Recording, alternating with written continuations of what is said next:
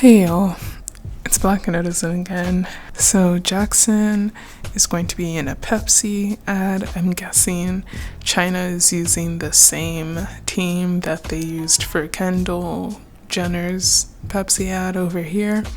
And he was in some locks. So the picture hit. So of course, some international fans were like, skirt.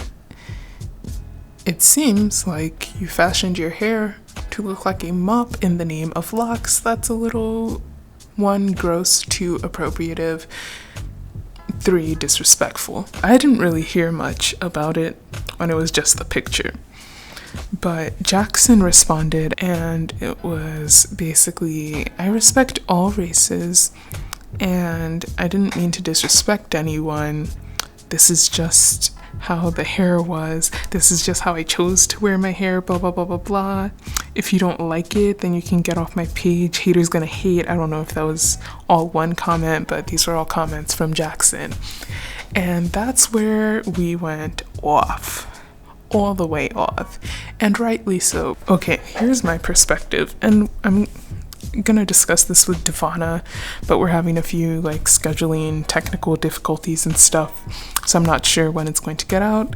Okay, if Korean fans can get at idols for sneezing incorrectly, the absolute least international fans can get mad at is idols incorrectly or disrespectfully pulling from our cultures. Minimum. It's not even that serious. Even if you don't understand it, obviously we do. Obviously, it's our culture. Obviously, we don't take a kind liking to it, and lots of people were talking about how, he didn't mean any disrespect. He was wearing it because he thought it looked cool, and obviously we aren't cool with it, so I'm not sure what the resistance is. And it's even funnier because, Jackson already had a bit of a blackface stint, but he just took that down because he saw that it was disrespectful to people, and it was like, oh, my bad, I didn't think of it that way, but obviously you did, and it's offensive. Cool, my bad. Okay, but for some reason with this, he didn't feel that way, and it's really interesting because, you gave up, training for the Olympics, becoming an Olympic athlete, going to Stanford on a full ride or whatever, to become a fake light-skinned, to cosplay a light-skinned dude and fake rap in a mediocre K-pop group. Fine, cool, whatever, that's your decision, but stay in your lane, play your role, respect yourself. It's not your position or your right or your anything to determine what is offensive to Black people. And you can call your fans haters for trying to correct you, trying to educate you, letting you know how they feel. I just wouldn't advise it because it doesn't really make that much sense, because all of these people really, really believe in and support you. But even outside of GOT7, the entire genre pulls so much from different Black cultures, and that's cool, it's whatever. But to feel that you have jurisdiction to determine what is and isn't offensive to those cultures that you pull from simply because of how you feel makes literally no sense. It makes absolutely no sense. It makes even less sense considering Jackson is a foreigner in Korea, so he understands what it's like to be a minority within a country, a minority within an industry, a minority within a certain pop culture, and he's spoken out when he's felt offended as a Chinese person. So I guess that's the most surprising thing. But yeah, Malice, formerly known as Popo, had a really great thread on being a Black person in K-pop, in the K-pop industry, or K-pop/Korean hip-hop. That whole thing, I'll try and leave a link. But yeah, overall, it's just very disheartening. It's very...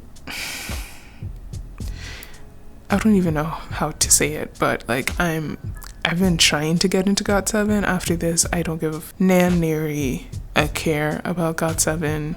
They can continue to add on to their mediocre discography, put out mediocre bops. Jackson can continue to pretend to be a rapper. That's cool. But I'm no longer interested. I'm not an interested customer, party, whatever. I'm good. How you like me now? I'm not really feeling how you right now. And as a black K-pop fan, I've been a K-pop fan since 2010.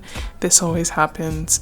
It happened to me with VIX, and it wasn't even actual anti-blackness. It was mostly just colorism. Like, after a while, like, you can ignore certain things, but after a while it just gets tiring, and everyone has their limit.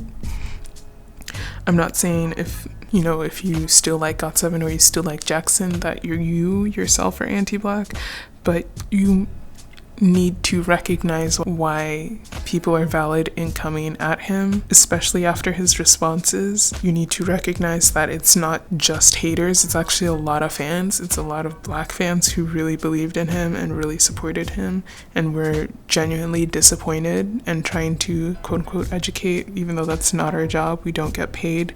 We actually pay them. So yeah, and I hope more Korean companies do better cultural sensitivity training, because it's honestly ridiculous that we're still talking about blackface in 2017. We're still talking about, locks, and I mean, locks I'm not too surprised by, but like locks and, nigga gates and all of it, like, it's ridiculous.